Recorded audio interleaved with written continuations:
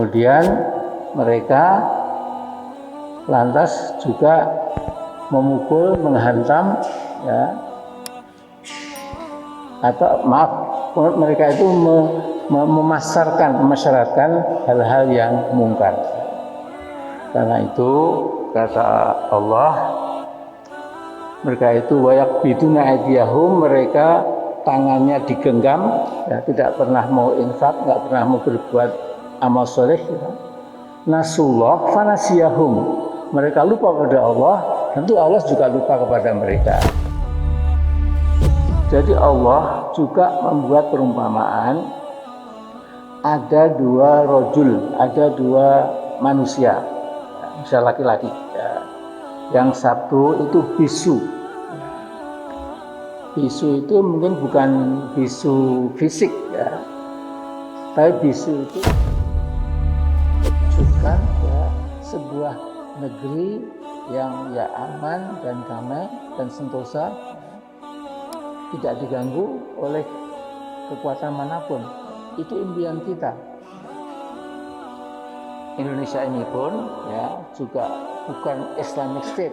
Kita itu adalah Muslim country, bukan negeri syariah, bukan negeri Islam. Ya. Tapi kita ini adalah jamaah yang dimuliakan oleh Allah. Untuk hasil yang maksimal dalam menyaksikan video ini, dapat menggunakan headset, earphone, atau alat bantu dengar langsung lainnya. Sudah? Mari kita saksikan. Assalamualaikum warahmatullahi wabarakatuh.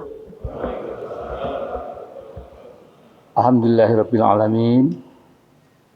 Wassalatu wassalamu ala asyrafil anbiya'i wal mursalin wa ala alihi wa sahbihi ajma'in. Jadi betul beberapa hari yang lalu Pak Usama Syam dalam bahasanya rawuh ke rumah saya, ya. Jadi dengan Ustaz Bukhari Muslim, ya, yang isinya bicara banyak masalah. Nah, kemudian meminta saya apakah saya bisa memberikan pengajian di masjid kita ini. Karena hari Ahad pagi saya tidak ada acara, mestinya saya pulang pagi ini ke Jogja naik mobil lewat darat, ya. Tapi karena Ahad pagi sesuatu yang bisa kita isi lebih bagus lagi, saya bisa pulang siang atau bahkan besok pagi. Nah, mungkin tema yang akan saya sampaikan ke hadapan jamaah yang dimuliakan Allah itu adalah masalah keadilan di dalam Al-Quran. Jadi semakin lama kita merasakan bangsa kita ini, ya, makin jauh dari pelaksanaan keadilan,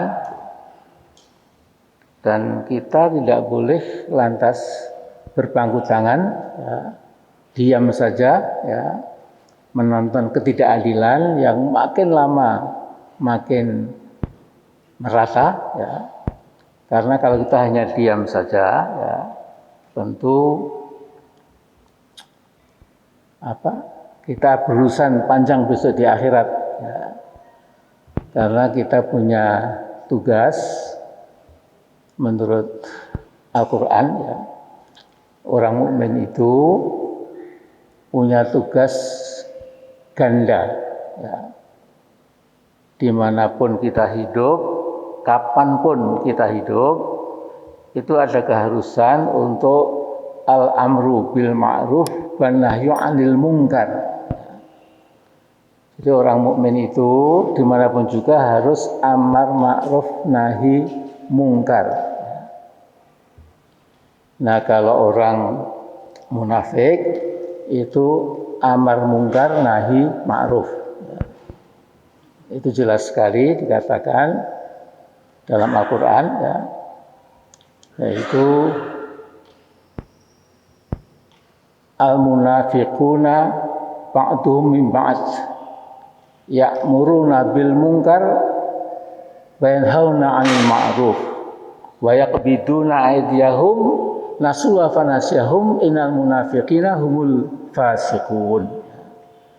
Jadi pekerjaan orang munafik, ya, itu adalah melakukan penutupan, melawan, ya, memusuhi sesuatu atau sesuatu yang ma'ruf. Kemudian mereka lantas juga memukul, menghantam, ya,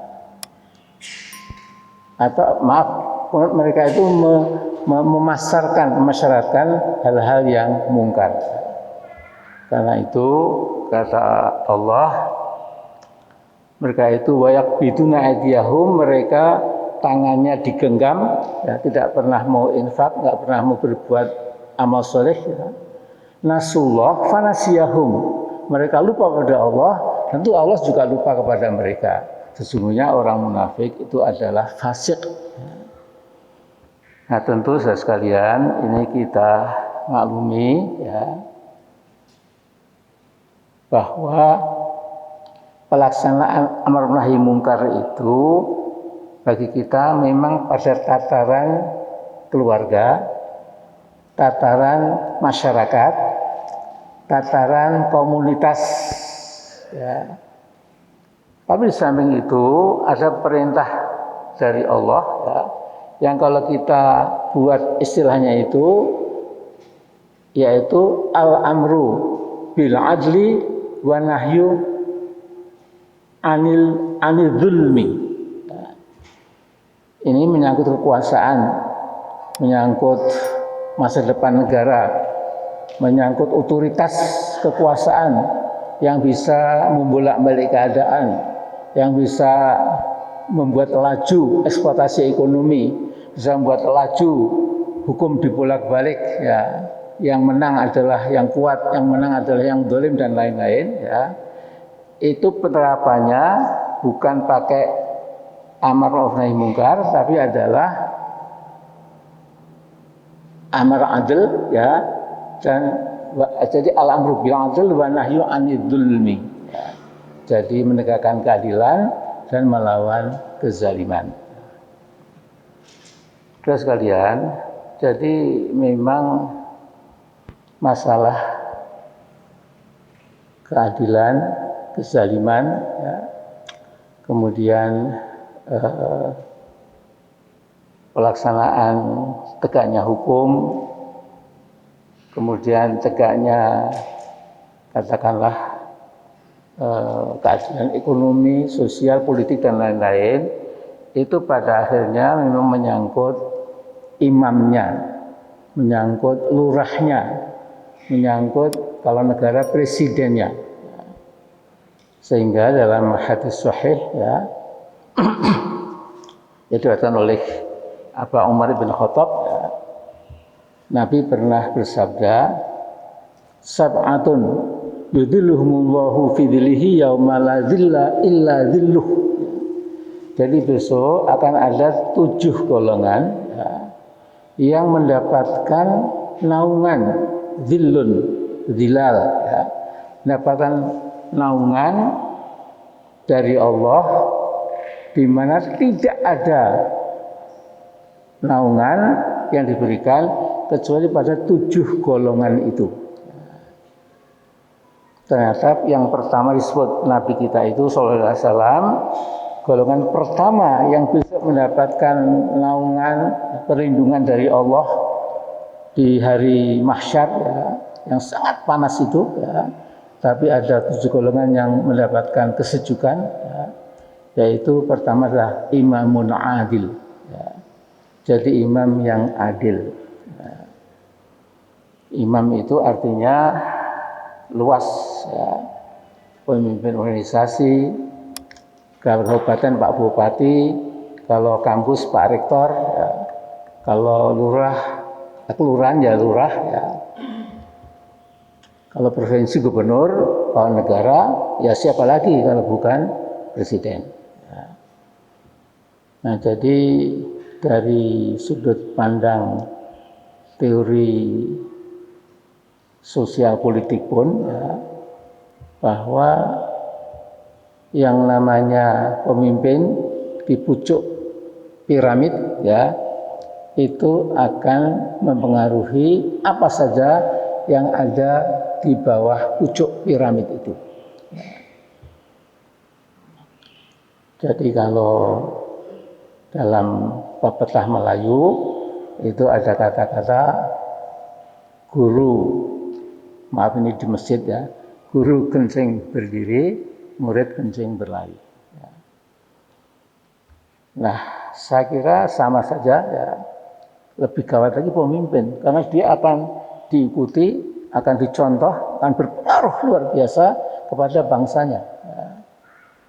Nanti kalau ada pemimpin yang suka ingkar janji, yang suka memecah belah umat atau bangsanya, ya, yang suka menambah utang terus tanpa ampun, ya, kemudian tidak peduli, ya, pada kedaulatan bangsa sendiri, ya, semua diberikan ke asing dan lain-lain, ya, saya nggak nyebut nama, ya, ini berlaku umum, ya, tentu ini gawat keliwat-liwat, kayaknya gawat sekali. Ya.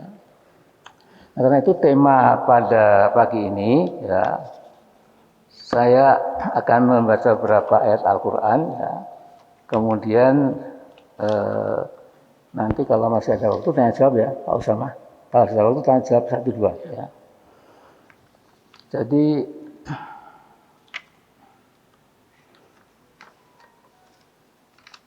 kita kalau Jumatan, ya, itu Bapak Ibu perhatikan, ya,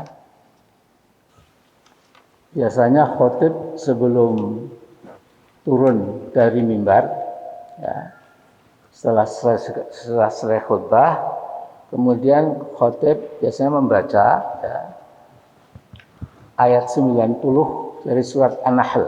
Ya. Kita mungkin sudah hafal, ya, karena saking seringnya dibaca, yaitu innallaha ya'muru bil adli wal ihsan wa ita'i dzil qurba wa yanha 'anil fahsya'i wal munkar wal baghi ya'idukum la'allakum tadzakkarun. Jadi sesungguhnya Allah menyuruhmu untuk ya'muru bil adl, untuk al-amru bil adl, untuk menegakkan keadilan. Ya. Tapi juga al-ihsan, kebaikan. Jadi menegakkan keadilan, ya, sekaligus membuat berbagai kebijakan, ya, kebaikan. Ya, kalau negara, presiden ya di bidang hukum, sosial, ekonomi, pendidikan, ya, dan lain sebagainya. Ya. Nah, kemudian Allah juga memerintahkan agar yang berkecukupan, ya, itu memberikan infaknya kepada dzawil qurba, kepada sanak kerabat, ya. Dan dengarkan ini, wa yanha 'anil fahsya'i wal munkar wal baghi. Jadi ada an-nahyu 'anil fahsya', sesuatu yang menjijikkan, sesuatu yang kotor, ya, dan yang mungkar wal baghi. Ya. Jadi kalau saya tanya kepada Ustadz Bukhari Muslim, kira-kira al-baghyu itu sama dengan al-zulmu, ya, eksesif, berlebihan, ya, adigang adikung, ya, dalam bahasa Jawa itu, ya, merasa paling hebat, merasa paling benar, merasa paling kuat, gitu, ya. Nah, kemudian ya'idukum la'alakum tadzakkarun, demikianlah Allah memberikan nasihat padamu, mudah-mudahan kamu orang beriman itu dapat mengambil pelajaran. Nah, saudara-saudara, saya melihat bahwa manusia maupun bangsa itu sesungguhnya bisa dipilah menjadi dua. Ya. Jadi dalam surat An-Nahl, ya, masih sama suratnya, ya, ayat 76, ya, itu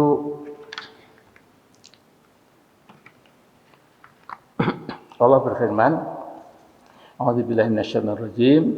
Daraballahu mathalan 'abdan mamluka la yaqdiru 'ala syai'in la yaqdiru 'ala syai' wa man razaqnahu minna rizqan hasana fa huwa yunfiqu minhu sirran wa jahra hal yastawun alhamdulillah bal aktsaruhum la ya'lamun.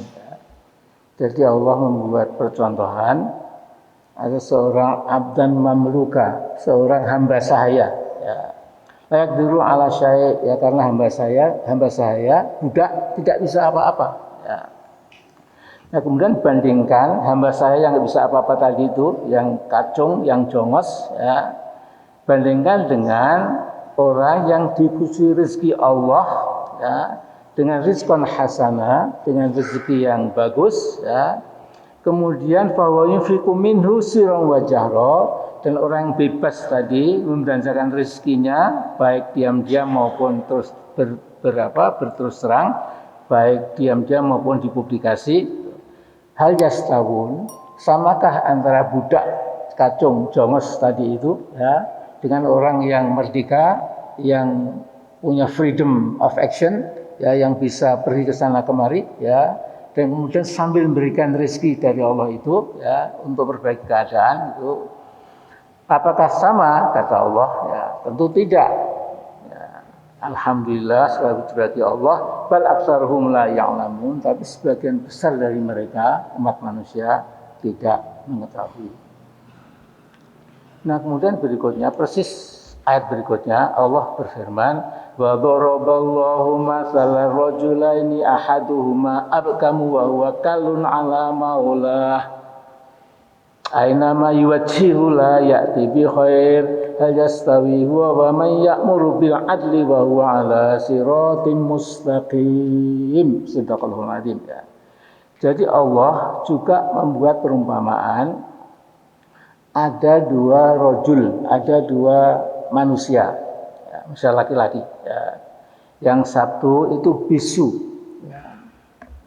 Bisu itu mungkin bukan bisu fisik, ya, tapi bisu itu tidak berani buka mulut saking takutnya, ya. Sampai dia diam 1000 bahasa, ya, istilahnya, ya. Jadi dia mentolerir kezaliman, dia mentolerir eksploitasi, mentolerir ketidakadilan, ya. Kemudian dia menjadi bahwa kalun ala maulah, dia menjadi beban bagi tuannya, bagi yang diwakilinya. Ya. Aina ma yuwajjihu la ya'ti bi khair, diarahkan kemanapun juga tidak ada gunanya, tidak mungkin memberikan kebaikan. Ya. Nah, sekarang hal yastawi huwa, samakah dia si jongos budak, maaf ya, istilahnya kasar, ya. Samakah si budak dan jongos tadi itu dengan orang yang ya'muru bil adli, yang menegakkan keadilan, ya, wa huwa ala siratul mustaqim, dan tadi si penegak keadilan berada di jalan yang lurus. Saudara sekalian, keadaan negara kita ini itu sudah menurut saya diteropong dari dua ayat ini itu berat sekali, ya. Bangsa kita ini, ya, lewat pimpinannya, ya, itu maaf, ini saya harus bicara objektif, ya. Mungkin agak pahit didengar, ya, tapi orang harus mengatakan apa yang benar supaya kita tidak terjerembab, ya, kemudian hancur, ya. Kita ini sudah merdeka lebih dari 7 dekade, ya. Kemudian kalau orang sudah 70 tahun lebih, ya, saya ini sekarang 77 bulan depan, ya, itu sudah apa? Ya, sudah selesai. Ya. Tapi negeri kita ini ya sudah lebih dari 7 dekade, 7 dasawarsa, tapi keadaannya masih seperti anak pubertas ya, yang gonjang-ganjing, nggak punya keistiqomahan gitu, bahkan nakal. Gitu. Bukan saja nakal dalam arti biasa, tapi nakal dalam arti moral. Ya. Jadi negara digadekan ya ke asing dan asing. Ya. Ini saya bicara yang tanggung jawab saya, bukan Pak Usama atau masjid, jadi saya. Ya. Jadi kalau ada apa-apa suruh ketemu Pak Amin Rais, misalnya ada polisi atau siapa itu ketemu Pak Amin Rais. Ya. Insya Allah nggak ada masalah. Ya. Karena kita dijamin ya, dengan undang dasar untuk bicara ya, asal tidak ngawur, tidak menfitnah. Ya. Saya sekalian, nah, keadaan kita itu sekarang memang berat. Bahkan tahun lalu itu Oxford Famine and Relief, itu sebuah yayasan di Inggris, di Oxford ya, itu membuat riset tentang Indonesia. Hasilnya nggak dibantah oleh pemerintah. Hasilnya adalah bahwa ada 4 orang di negeri kita ini yang kekayaannya lebih dari 100 juta orang di level bawah. Dan 4 orang ini alhamdulillah ala kulli hal, saya juga ingalilah barangkali itu keempat-empatnya itu ya mata sipit. Ya. Jadi kekayaan orang sebumi Serpong BSD ini ya, ditambah kekayaan orang Madiyah dan orang itu semuanya ya, itu kalah sama 4 orang. Dan ini itu terus saja ya. Bahkan kalau saudara-saudaraku ya pernah mendengar statement dari Pak Malam Sambat Kaban, Menteri Kehutanan itu 74% tanah DKI itu milik mereka itu. Ya, ya milik 4 orang tadi dengan konco-konconya. Ya. Ini sebuah keadilan yang luar biasa. Ya. Saya pernah menelpon dari Jogja, ya. Saya menelpon Pak Jamaluddin, dulu pernah menjadi Menteri Kehutanan. Ya. Pak Jamal, saya mau tanya, ya, bagaimana mungkin itu seorang Prayogo Pangestu atau seorang ini dan itu, ya orang-orang itu, ya dan konco-konconya, ya bisa punya hak pengusahaan hutan HPH sampai ratusan ribu hektar. Bahkan ada yang jutaan hektar. Prayogo Pangestu itu di Borneo atau Kalimantan itu hak HPH-nya itu sebesar negara Switzerland, negara Swiss. Ya. Negara Swiss itu kan diukur, kemudian dicocokkan, ya itu sama besarnya, bahkan lebih besar lagi tanah milik hutan yang dibabat oleh Prayogo Pangestu itu. Nah, saudara sekalian, ya, saya tidak tahu mengapa saya punya, mungkin karena agama. Ya. Jadi saya punya reaksi otomatis setiap melihat ketidakadilan, saya tuh memang kemudian agak emosi ala kadarnya lah, ya. Emosi ikhlas. Ya. Saya misalnya pernah diundang, ya, ceramah tahun baru, ya, menyongsong tahun baru, ya, itu kira-kira tahun 96 atau 7. Ya. Diminta memberikan sambutan pidato, ya ceramah New Year's Eve, ya menyongsong tahun baru tahun 95-96 itu, ya itu oleh Freeport McMoran, ya, tambang emas terbesar di muka bumi, the greatest gold mining in the world. Bayangkan, ya. Itu sebenarnya kaya raya luar biasa. Ya. Nah kemudian salahnya mereka itu mempersilahkan saya itu dari Timika naik bis kecil sampai ke mana? Sampai ke tempat pertambangan itu. Ya. Nah di sana saya melihat saudaraku, ya, itu bagaimana ada sebuah danau legokan yang luar biasa, yang sejauh mata memandang itu memang legokan tanah itu, yang dulunya itu sebuah gunung yang indah. Jadi sudah hilang gunungnya. Ya. Karena tiap hari itu diledakkan sekian ribu ton kerikil, batu, tanah, pasir, ya. Kemudian dibawa ke milling system, ya. Kemudian dihancurkan pakai air dari puncak salju itu. Sekarang salju juga sudah tidak ada lagi, sudah rusak. Ya. Kemudian dibuat milling itu, ya, dihancurkan itu. Kemudian setelah lumat itu dikucurkan pakai pipa besar ke Laut Arafura, kemudian dibawa sebagian ke Spanyol, sebagian ke Jepang untuk diambil emas, perak dan tembaganya. Kita tidak boleh tahu padahal itu di negara kita. Ya. Sehingga saya mengatakan itu negara dalam negara itu harus segera dihentikan. Ya. Waktu itu saya jadi ketua ICMI, ya, di samping ketua PP Muhammadiyah. Ya. Kemudian saya dipanggil Pak Habibie. Ya. Ini cerita lama lah ya. Itu Pak Habibie mengatakan, Mas Amin, jadi Bapak Presiden Soeharto itu kurang berkenan. Ya. Mengapa Pak Amin kok galak gitu ya? Mestinya kan ya agak lunak lah gitu. Ya. Saya bilang Pak Habibie, kalau lunak gimana caranya? Ini sebuah kezaliman luar biasa. Ya. Sampai saya mengandaikan waktu itu, andai kata itu kita garap sendiri, tidak diberikan ke Amerika, ya, itu Papua akan lebih makmur dari Brunei Darussalam. Ya. Brunei itu cuma kecil dibandingkan dengan kaya yang ada di Papua Barat maupun Papua Timur sekarang ini. Ya.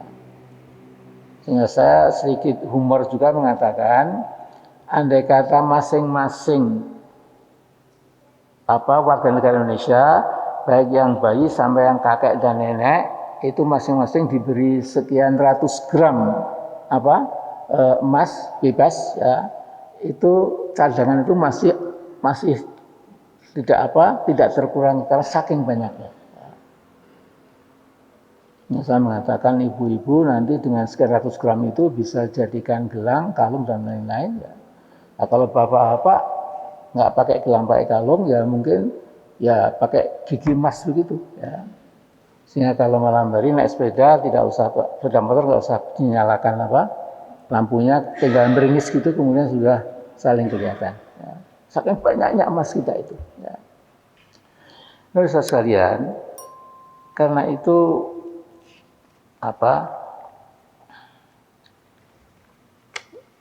saya langsung saja ya pada apa yang ingin saya sampaikan di sini, ya, bahwa ini adalah negeri Muslim terbesar di muka bumi. Ya. Indonesia itu adalah the greatest Muslim country in the world. Ya. Jadi akbarul buldan fil alam al Islami itu Indonesia.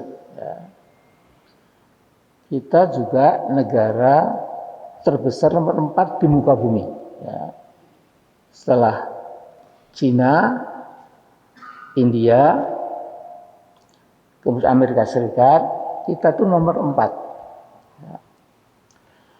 Nah, nomor 4 jumlah penduduknya, kemudian bentangan wilayah kita ini, ya, itu seperti dari Mekah sampai ke London. Sehingga ada 3 waktu Indonesia bagian timur, bagian tengah, dan bagian barat. Sekarang jam 6:30, ya, di Papua Barat itu sudah 8:30. Ya. Saking besarnya negara kita ini. Ya. Tetapi negara kita ini itu negara yang contradictio in terminis. Negaranya besar, negerinya sangat luas, ya, alamnya kaya raya, tapi penduduknya itu miskin dan banyak yang nganggur. Ya. Saya pernah kuliah di Chicago, ya. Itu profesor ekonomi yang sedang memberikan kuliah itu, ya, nggak tahu kalau salah satu mahasiswa dengar itu dari Indonesia, ya. Padahal saya di depan sendiri, gitu. Ya, saya dianggap entah orang Filipina atau orang Thailand atau orang saya nggak tahu, ya dia nggak perhatikan, ya. Dan dia mengatakan di dunia ini ada negara yang sangat kontradiktif. Negaranya besar, kekayaannya melimpah ruah, ya, tapi penduduknya miskin, yaitu Indonesia. Gitu, ya. Kemudian semua teman saya melihat saya dulu, ya saya juga. Terus dia mengatakan, "Are you Indonesian, sir?" "Yes, sir, I'm Indonesian." "Oh, sorry, but I have to say what I got from my research," katanya. Ya udahlah, nggak apa-apa. Nah, ini sesuatu yang memang kenyataan sekarang itu seperti itu. Ya. Bahkan dalam riset Oxford tadi itu, ya, yang nggak dibantah juga, sesungguhnya ada widening gap, ya, jadi gap jarak yang semakin menganga lebar antara kaya miskin di Indonesia ini yang jauh lebih gawat dibandingkan dengan zaman Pak Harto. Ya. Saudara sekalian, saya ingin menyampaikan, ya, sesungguhnya orang mukmin, ya, itu otomatis harus cerdas, ya, dan harus berani mengatakan apa adanya dan juga harus berani mengambil tindakan. Ya. Dan saya mengatakan dulu, ya, pada orang-orang Muhammadiyah, ya, pada orang-orang NU, mari kita terus tingkatkan tahlilan kita. Sehingga orang-orang Muhammadiyah pahamin jadi NU. Ya mungkin saya bilang gitu. Ya. Saya mengatakan at-tahlil itu ada tingkatan. Ya. Yang pertama at-tahlilu bil qalbi. Ya. Jadi kita zikir, kita mengucap la ilaha illallah itu ya sambil menyetir mobil atau sambil tiduran, berbaring, duduk, ya. Hati kita itu la ilaha illallah, astagfirullah, subhanallah, Allahu akbar. Ya. Dan yang kedua itu at-tahlilu bil lisan, ya, tahlil dengan lisan, ya. Bisa manggut-manggut, bisa gedek-gedek, ya, sama saja la ilaha illallah, la ilaha illallah. Itu insyaallah pahalanya juga besar sekali, ya. Tapi lebih tinggi lagi yaitu at-tahlilu bil jawarih, yaitu tahlil dengan anggota badan, artinya apa? Mewujudkan la ilaha illallah itu menjadi amal soleh. Karena kita tahu besok kunci kita masuk surga itulah iman dan amal soleh. Kalau iman tok tidak amal soleh namanya iman palsu. Ya. Tapi amal soleh kelihatannya soleh tapi bukan untuk Allah, itu juga riak, pamer, nggak ada bobotnya juga. Ya. Nah sekarang ini keadaan kita seperti itu, ya saudara sekalian. Dan saya ingin mengatakan, ya, negeri-negeri Muslim itu umumnya sudah berantakan. Yang masih utuh, yang Sunni itu tinggal di Indonesia, Malaysia, dan Turki. Ya. Kalau yang Syi'i, Iran itu bukan urusan kita. Ya. Tapi yang Sunni itu tinggal kita, Malaysia, dan Turki. Ya. Kemudian banyak kelucuan-kelucuan di dunia Islam. Ya. Misalnya Muhammad bin Salman itu sudah membangun kerjasama dengan Tel Aviv, dengan Israel. Ya. Diikuti juga oleh beberapa negara teluk, ya. Sehingga kadang-kadang kita kan mau kemana dunia Islam itu? Ya. Tapi sekarang kembali ke Indonesia saja, saudaraku. Ini tanggung jawab kita bersama. Ya. Nah, kalau ada orang yang tidak peduli, ya, masih merasa semua normal saja, ya, nanti toh akan pulih sendiri, akan baik sendiri, atau tidak mungkin. Ya. Nah, karena itu saya sesungguhnya selalu bermimpi, ya. I have an ummatic dream. Saya punya impian ummatik, ya. But I also have, ya, an Indonesian dream. Saya punya impian Indonesia. Ya. Tapi kita ini umat Islam, bagian terbesar dari rakyat Indonesia, maka wujud dari ummatic dream, impian ummatik kita itu adalah, ya, agar supaya Islam, agama kita semua, itu bisa berkembang dengan subur, dengan wajar, dengan normal, ya. Ulamanya tidak dibully, ulamanya tidak didiskriminasi, tidak didemonisasi, ya. Mesti kita juga terjaga rapih, ya. Kemudian betul-betul, ya, negeri Muslim ini bisa mewujudkan, ya, sebuah negeri yang, ya, aman dan damai dan sentosa, ya, tidak diganggu oleh kekuatan manapun. Ya, itu impian kita. Ya. Indonesia ini pun, ya, juga bukan Islamic State. Tapi kita itu adalah Muslim country, bukan negeri syariah, bukan negeri Islam. Ya. Tapi kita ini adalah negeri Muslim. Ya. Nah, sebagai negeri Muslim, ternyata Islamofobia, benci Islam tanpa alasan, itu makin membuncah dewasa ini. Ya. Jadi sudah lama ada Islamofobia itu di kalangan negeri-negeri Yahudi dan Nasrani. Ya.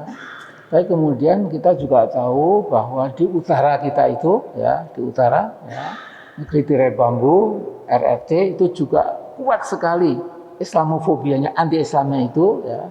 Sehingga suku Uighur yang Muslim di Xinjiang itu juga dijadikan kelinci percobaan. Sebagian dibunuh, sebagian dilemaskan, nggak dikasih makan, sebagian diperkosa, dibabat habis, ya, dan tidak bisa keluar informasi itu karena ditutup, ya, dari kemungkinan orang luar masuk mendapatkan informasi itu. Nah, karena itu singkat kata begini, saudaraku, ya. Saya bukan mengada-ada, ya. Kalau saya mengatakan belum pernah negeri kita ini, ya, menghadapi krisis yang mungkin seberat sekarang ini. Ya. Jadi ada tokoh perempuan anak PKI di DPR, ya, membuat buku "Aku Bangga Jadi Anak PKI". Ya. Bahkan di dalam wawancara dia mengatakan, memang aku anak PKI, dan sudah saya hitung, ya, bahwa anak cucu PKI yang sudah punya hak suara 18 juta. Kalau ditambah dengan yang lain, kita akan jadi partai besar. Kita minta untuk dipulihkan. Jadi yang pro PKI dikasih angin, ya. Tapi Habib Rizik Syihab, ya, ulama yang sederhana, yang tidak cinta kekuasaan, keduniaan, inginnya hanya melihat Islam ini gagah, ya. Kemudian bayangkan serba peaceful, ya, serba tertib, ya. 7 juta orang Islam Indonesia salat Jumat, ya. 1 jam kemudian tidak ada lagi, ya, plastik atau sampah, semua dibersihkan dan tidak ada rumput diinjak apalagi pohon. Luar biasa, ya. Tapi yang bagus ini karena Islam tetap saja dimusuhi, ya. Sekalian, karena itu sesungguhnya ini hari-hari ini, ya, ada bulan-bulan, tahun-tahun ke depan ini, itu buat saya, it's now or never. Ya. Jadi sekarang sama sekali terlambat. Sekalian, belum pernah ya setelah kita merdeka ini ya, kecuali zaman Bung Karno ya, ada eksekutif itu sudah memegang tengkok DPR, tengkok DPD, tengkok MPR ya, memegang tengkok lembaga-lembaga tinggi negara ya, seolah-olah apapun akan dijalankan, apapun akan berjalan, akan terlaksana. Nah, karena itulah saudara-saudara, saya mungkin lewat ini ya, nanti ini oleh TV official saya akan saya sebarkan juga. Saya terima kasih ya supaya di-share oleh kalangan yang banyak itu. Tapi saya akan menyebutkan yang pertama ya, mari kita kembali kepada Al-Quran kita.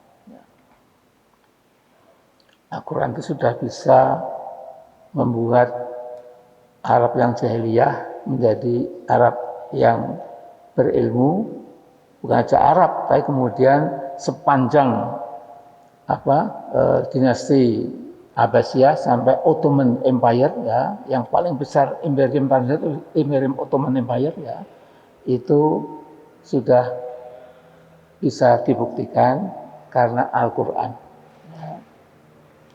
Jadi orang mukmin, para pengikut Nabi, ketika meledakkan sebuah fenomena kesejarahan, yaitu imperium Islam yang luar biasa itu, tanpa rasisme, tanpa eksploitasi, ya, tanpa membeda-bedakan suku, agama, dan warna kulit, ya, itu tidak berhutang budi sama sekali dengan Yunani maupun Persia. Ya. Ini yang kadang dilupakan. Ya. Jadi ketika Nabi dan para khulafaur rasyidun dan berikutnya lagi, ya, khalifah yang hebat itu, ya, Harun al-Rasyid dan lain-lain, itu membangun kehidupan dunia yang sukses, ya, itu sama sekali tidak pernah buka bukunya orang Yunani, falsafahnya Plato, Aristoteles, Socrates, Diogenes, tidak sama sekali. Ya. Jadi kita tidak boleh minder. Ya. Saya sekolah di Notre Dame 1,5 tahun, di Chicago 5 tahun. Ya, Notre Dame itu pusatnya Katolik, di Chicago pusatnya Yahudi. Gitu. Tapi saya baca itu, ini apa? Gitu, ya. Coba kalau kita baca Said Qutb fi Dalil Quran, ya, Said Qutb itu menggambarkan bagi orang Islam ya, yang paham Al-Quran itu melihat ideologi seperti sekularisme, sosialisme, komunisme, eksistensialisme, ya, itu seperti orang dewasa yang duduk di atas bukit dan melihat anak-anak kecil bermain-main dengan mainannya. Ya. Bayangkan.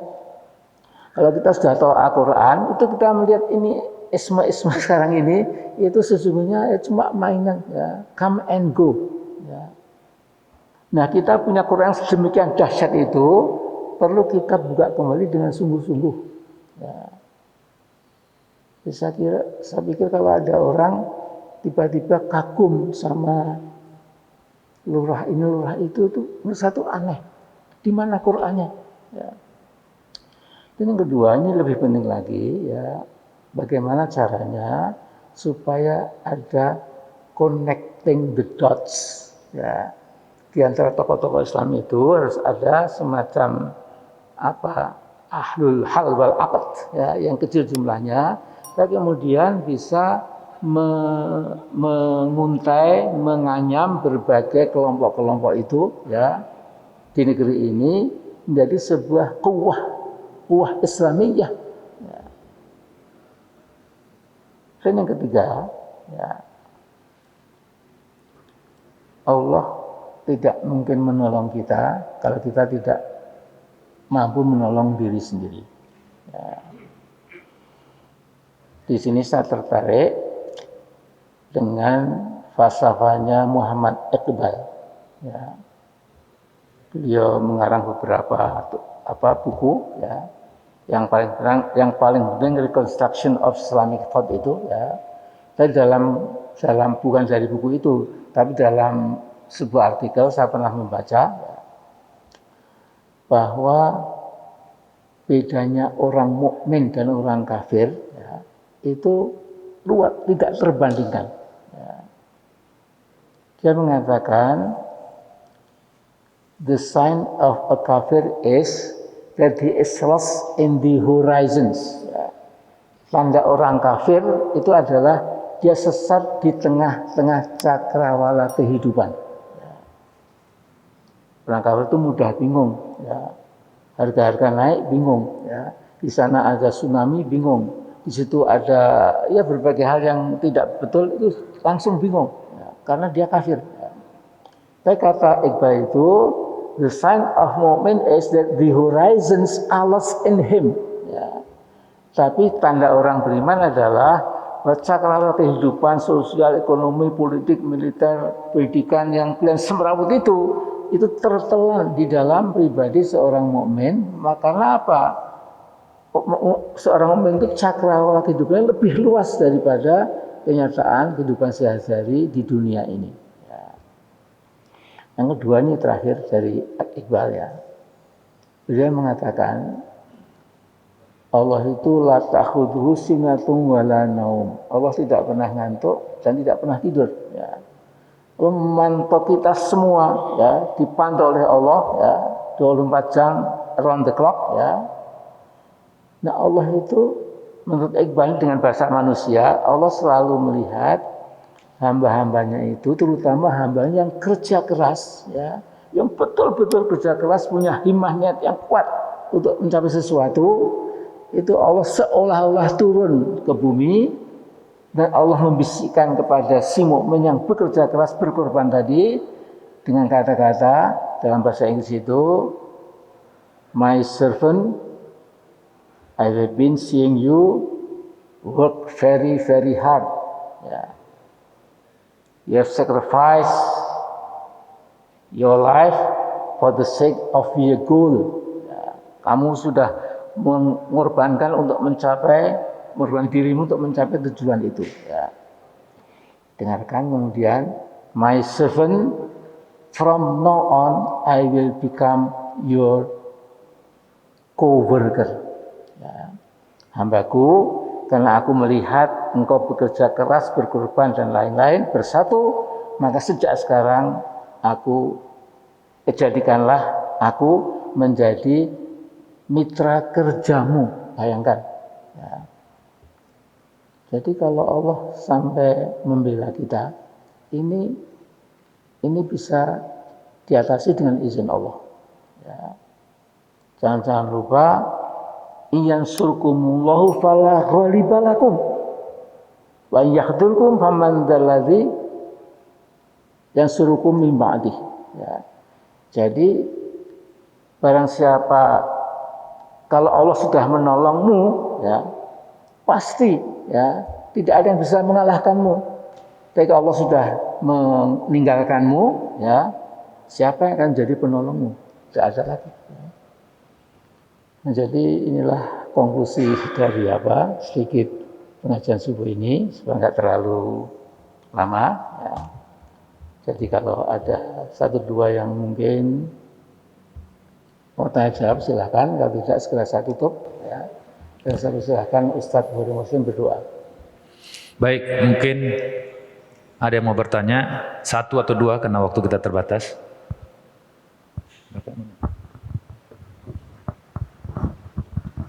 Assalamualaikum warahmatullahi wabarakatuh. Waalaikumsalam. Nama saya Tri Hartono, Pak, perkenalkan. Saya baca buku John Perkins mengenai The Convention of Economic Hitmen, juga buku Pak Amin Rais tentang Selamatkan Indonesia. Sudah sejak 2004 dan 2008.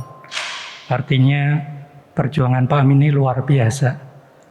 Jalan panjang untuk menempatkan umat muslim sebagai pemimpin di negeri ini. Dan kami juga yang bergerak di bidang ekonomi menyadari betul pengalaman pribadi menunjukkan sumber daya alam kita benar-benar memang dikuasai oleh asing dan asing. Kebetulan saya diberi kesempatan sebagai auditor di The Big Five, Arthur Anders pada waktu itu, dan memiliki pengalaman bagaimana pada saat itu punya pengalaman begitu besar dana-dana perbankan itu hanya mengalir pada kelompok-kelompok tertentu yang Bapak sebutkan tadi.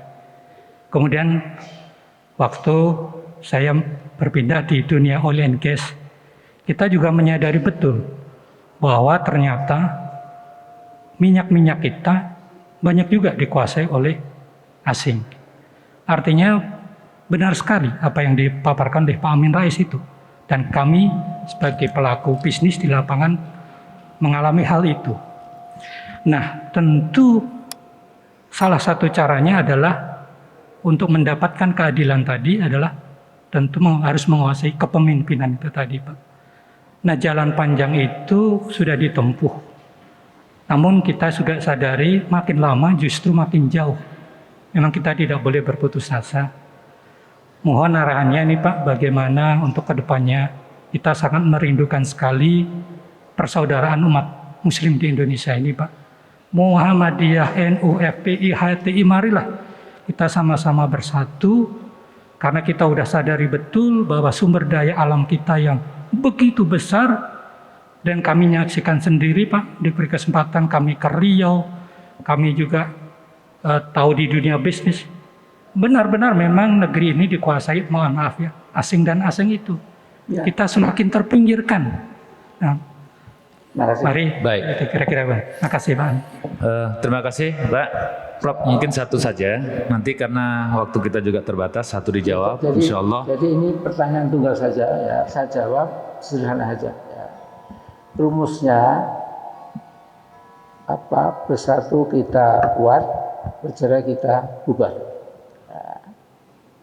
Jadi saya bukan pengamat, bukan teoritisi, ya. Saya pelaku sejarah, ya, 20 tahun yang lalu, ya, lebih sedikit. Ya.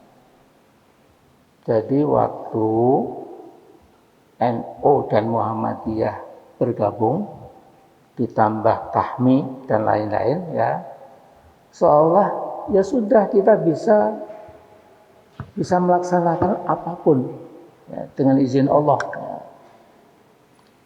Bayangkan zaman reformasi itu, ya, itu ketua MPR-nya Amin Rais, mantan ketua umum PP Muhammadiyah. Ya. Ketua DPR-nya Akbar Tanjung, mantan ketua PPHMI. Ya. Presidennya Abdurrahman Wahid, mantan ketua PBNU. Ya. Waktu itu kita bisa sapu bersih sesungguhnya. Ya. Sehingga Pak Hamzahas mengatakan, Pak Amin saya dapat apa? Gitu. Pak Amin saya wapres dong. Gitu. Gini Pak, nanti apa kata dunia? Gitu. Masa kita borong? Gitu. Akhirnya ya Bu Megawati jadi wapres. Ya. Tapi andai kata waktu itu kita syah atau puasanya ngawur, tidak ingat apa akhlak Islam juga, ya. Wong ini PDIP juga 34% atau berapa, hampir 25 ya. Tentu itu ada porsinya. Ya. Tapi ditanyakan oleh Bapak kita tadi itu, ya, asal kita itu kembali united Pak, kita bisa membuat peraturan-peraturan yang untuk memperbaiki apa yang selama ini menjadi kecelakaan buat bangsa dan negara kita. Jadi ini kita bermain cantik, nggak usah berontak, nggak usah turun ke jalan bakar-bakar ban dan lain, nggak usah. Ya. Bagaimana kita bisa mengisi ya anggota-anggota DPR RI itu supaya lebih besar umat Islamnya yang santri, ya, yang paham Al-Quran, yang paham akhlak Islam, yang paham tugas orang beriman itu. Nah kalau ini bisa 50-60%, ya, itu semua bisa kita tarik kembali. Ya. Jadi undang-undang migas, undang-undang perairan, undang-undang pertanian, undang-undang segala macam itu bisa lewat DPR. Ya. Jadi sungguhnya masih terbuka. Saya itu optimis, ya. Ana minal mutafailin, ya, bukan orang yang putus asa, jangan, ya. Putus asa itu tidak bagus itu, ya. Jadi masih ada golden opportunity, ya. Ada kesempatan emas, ya, asalkan kita saudaraku, ya, kembali ke Quran, sunnah sahihah, sering silaturahim, menyetel orkes yang bagus, ya, itu kemudian kita bisa mengambil kembali itu kejayaan masa lalu kita itu. Ya. Kita pernah punya Pak Nasir Perdana Menteri, kita pernah punya Pak Perdana Menteri, ya. Kita pernah punya juga Sukarno Sanjoyo Perdana Menteri, ya. Dan dulu kita sudah menyaksikan Gus Dur presiden, saya ketua MPR, Pak Akbar ketua DPR. Ya. Ini masih baru satu generasi, insya Allah sudah saudaraku, ini pelajaran penting buat kita. Ya. Jadi kita nggak usah pesimis Pak, insya Allah masih ada kesempatan itu, ya, asal kita kembali kepada arahan daripada Quran dan Sunnah Nabi itu, ya. Dan negeri Muslim terbesar ini yang mudah-mudahan, ya, tetap menjadi bangkitnya kekuatan al-alam Islami, ya, dari timur, ya. Memang dari timur karena matahari juga dari timur, ya, baru maghribnya ke barat gitu, ya. Saya kira gitu saja. Saya ingin tutup ini dengan doa bersama. Dan kalau saya berdoa itu rasanya saya itu bukan ustadz gitu, ya. Ustadz anteng-antengan, ya. Kita punya ustadz Bukhari Muslim, ini ustadz sungguh-sungguh itu. Jadi mohon ditutup. Assalamualaikum warahmatullahi wabarakatuh.